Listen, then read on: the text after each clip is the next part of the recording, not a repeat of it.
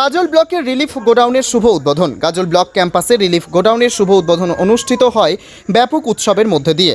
ফিতে কেটে শুভ উদ্বোধন করেন গাজলের বিডিও সুদীপ্ত বিশ্বাস, গাজল পঞ্চায়েত সমিতির সভাপতি মোজাম্মেল হোসেন সহ অন্যান্য আধিকারিক বৃন্দ ও গাজল পঞ্চায়েত সমিতির কর্মাধ্যক্ষ বৃন্দ। এই রিলিফ গোডাউন তৈরি করছেন 15 লক্ষ টাকা ব্যয় হয়েছে।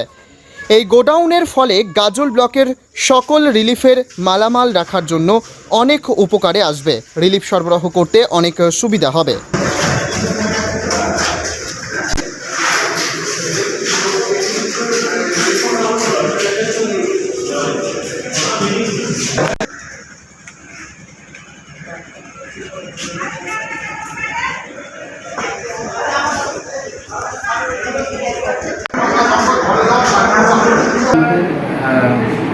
পঞ্চায়েত সমিতি ব্লক প্রশাসন উদ্যোগে আমরা একটা রিলিফ বা গোডাউন উৎপাদন করলাম।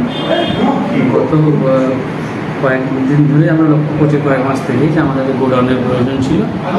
প্রায় 16 লক্ষ টাকা দিয়ে আজকে আমরা গোডাউন উৎপাদন করলাম।